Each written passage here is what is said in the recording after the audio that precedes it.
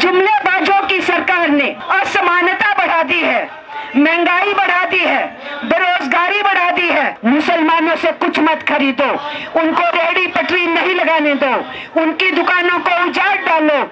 और हिंदुस्तान के अंदर लोगों को बांटने की साजिशें अंग्रेजों की तेज हो गई थी। हिंदू मुस्लिम दंगे बढ़ाए जा रहे थे।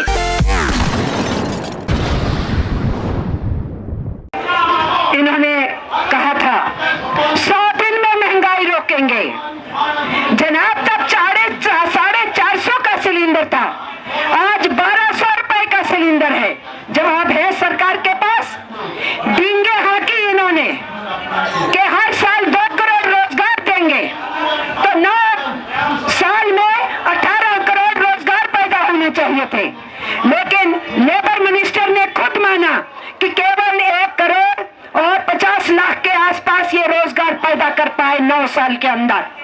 तो लोगों को झुंझुना दिखाया, सबको कहा 15 लाख रुपए तुम्हारे खातों में आएंगे।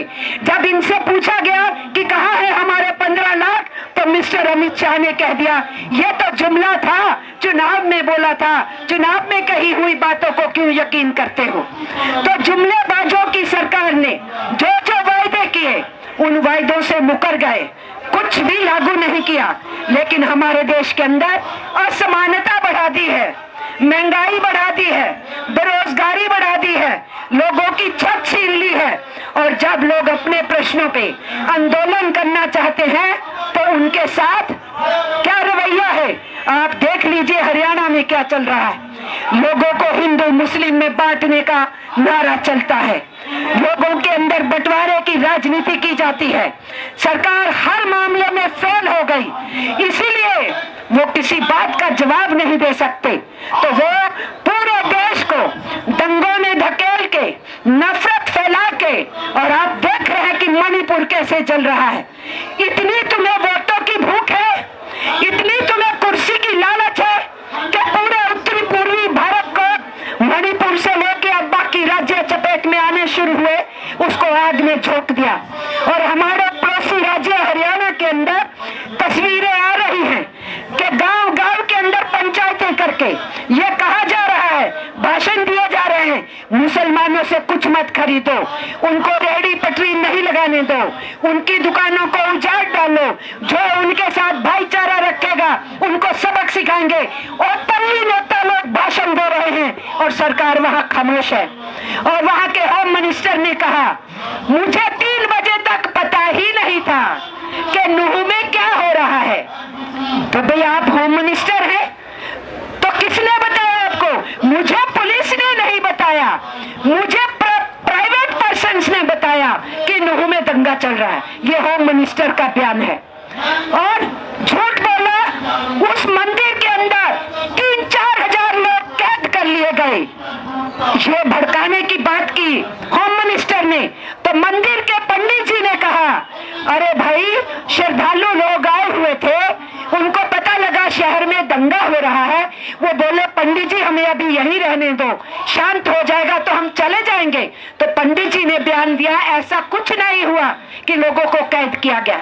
तो ये सरकारी अदारों से इस किस्म के बयान, आरएसएस बीजेपी बजरंग दल के लोगों के बयान, इस टाइप के बयान की लोगों को भड़काया जाए, उनको आपस में लड़ाया जाए, ये दिखाता है कि उस समय भी लोग भूख से प्रताड़ित थे और हिंदुस्तान के अंदर लोगों को बांटने की साजिशें अंग्रेजों की तेज हो गई थी। हिंदू मुस्लिम दंगे बढ़ाए जा रहे थे, उधर से आंदोलन तेज हो रहा था, लोगों की मांगे उठ रही थी, उधर से अंग्रेजों बांटो और राज करो की नीति कर रहे थे। तो आज हम क्या कहेंगे?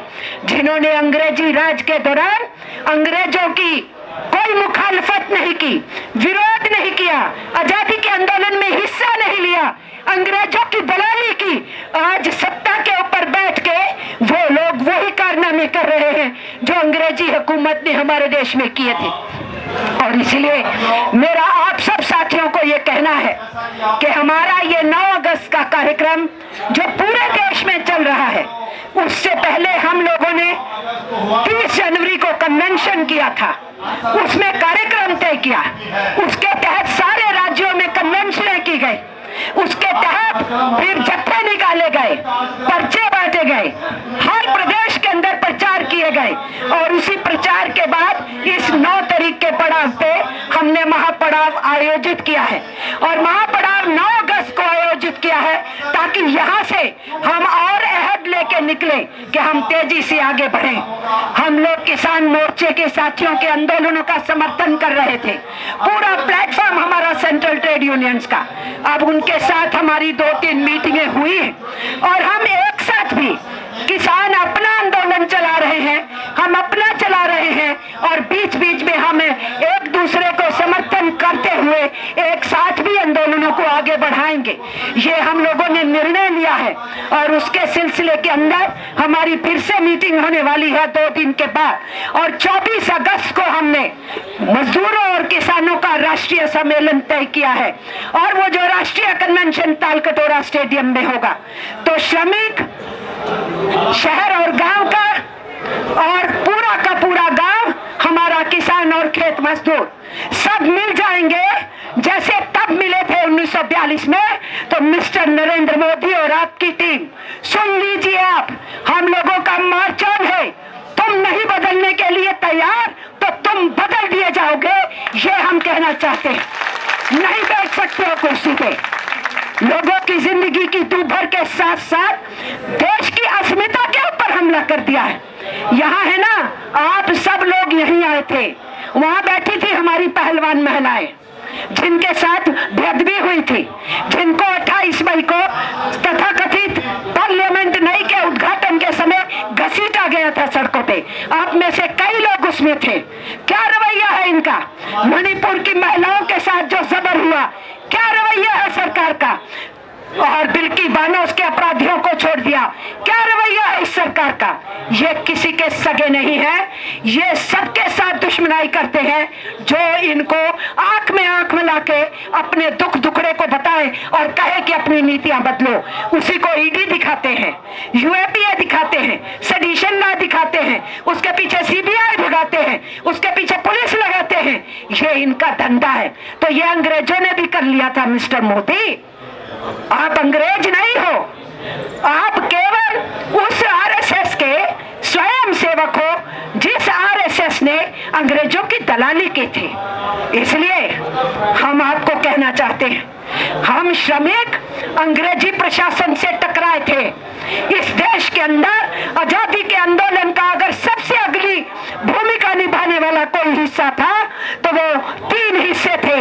आदिवासी थे, हमारे किसान थे और हमारे श्रमिक थे, मजदूर थे। इन्होंने आजादी के आंदोलन को सारे अंजाम पहुंचाया और आज तुमने तीनों हिस्सों को प्रताड़ित कर रखा है। अब तुम आदिवासियों के पीछे हाथ धो के पड़ गए हो। किसानों की कोई मांग नहीं मानी, उनके 3 कानून वापस उन्होंने अपने दमखम और लड़ाई से कराए, लेकिन आप अपराधियों को सजा नहीं दिए, उनके लिए जो केस ठोके थे वापिस नहीं लिए, शहीदों को मुआवजा नहीं दिए, कुछ नहीं किए, मिनिमम सपोर्ट प्राइस नहीं दिए और श्रमिकों को पीटने के लिए 4 लेबर कोड ले आए हो। हमने 150 साल की लड़ाई लड़ी अंग्रेजी प्रशासन से अपने इन श्रम कानूनों को हासिल करने के लिए, और आज नरेंद्र मोदी की सरकार उन सारे कानूनों पे पानी फेरते हुए 4 कोड में उसको बदलने के लिए निकल पड़ी है।